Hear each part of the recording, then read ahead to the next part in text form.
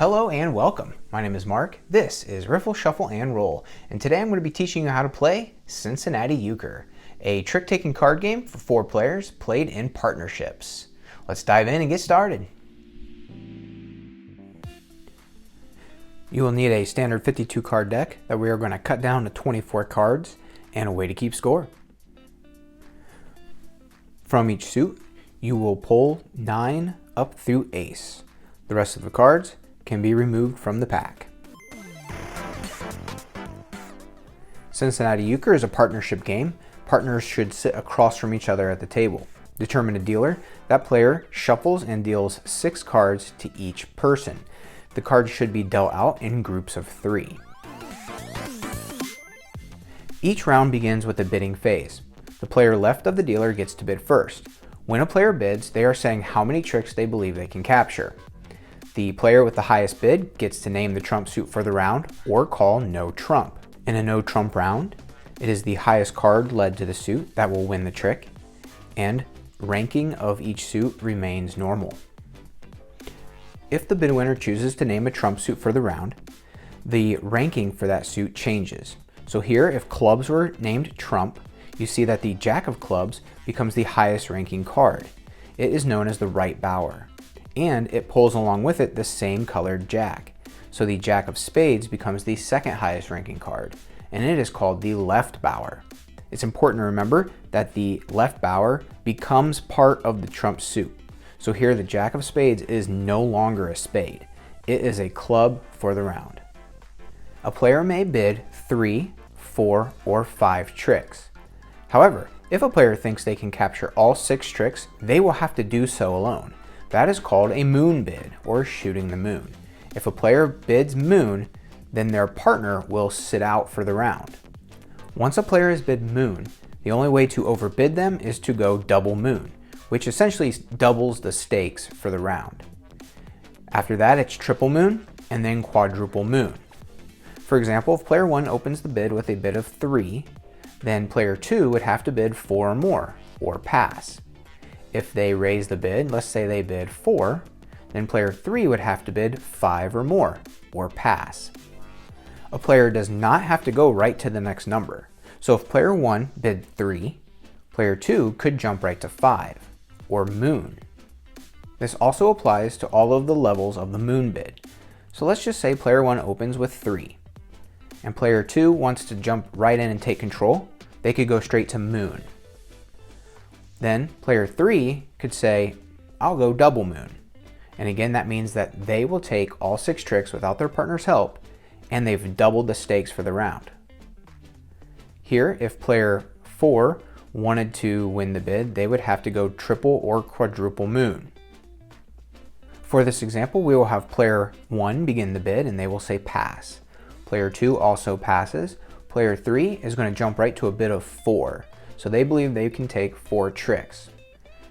Player 4 does not want to overbid that, so they also pass. This ends the bidding.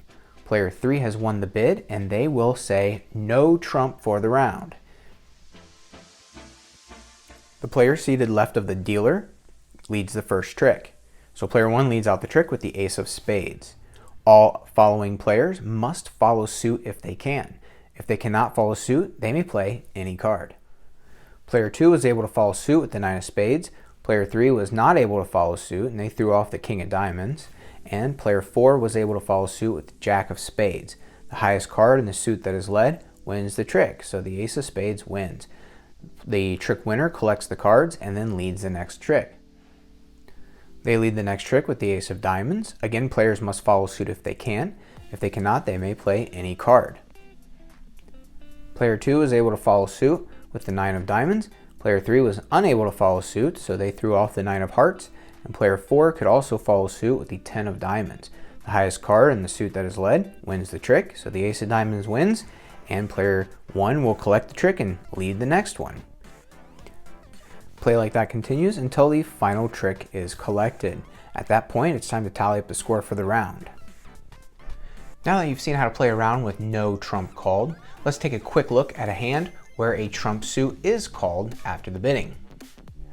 For this round, we'll say that again the dealer is here at the bottom of the screen. So bidding proceeded around the table and our dealer won the bid with 4. They named spades trump for the round. So that means that the jack of spades is the highest ranked card for the round, and the jack of clubs is the second highest ranking card, the right bower and the left bower. Again, the first trick is led by the player seated left of the dealer. So here player 1 can lead any card from their hand. They choose to lead the first trick with the 10 of clubs.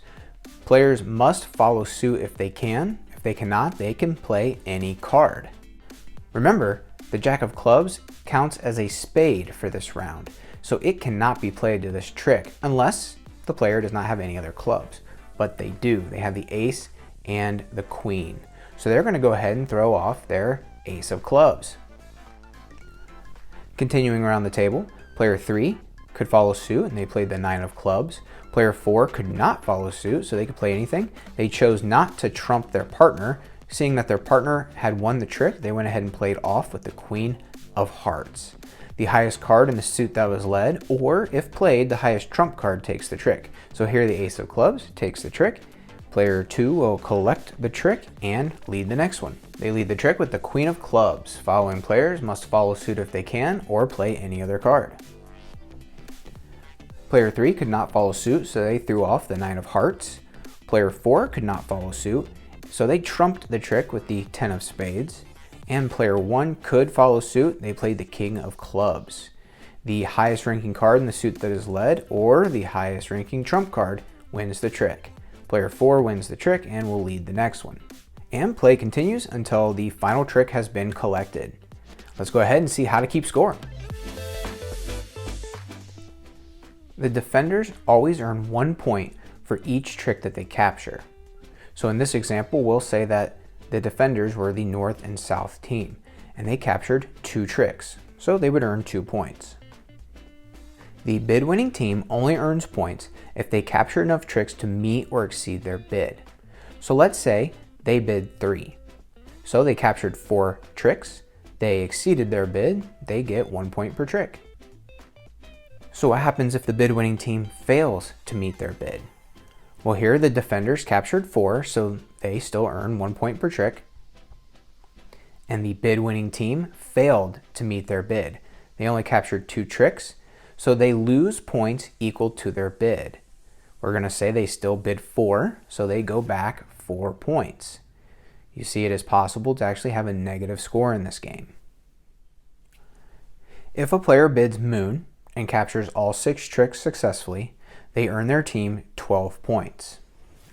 A successful double moon bid earns 24 points.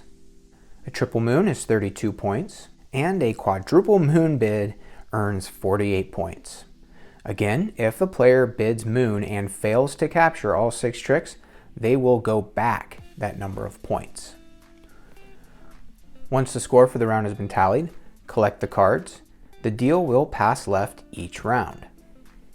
The first team to reach a score of 32 or more wins the game. And that's Cincinnati Euchre.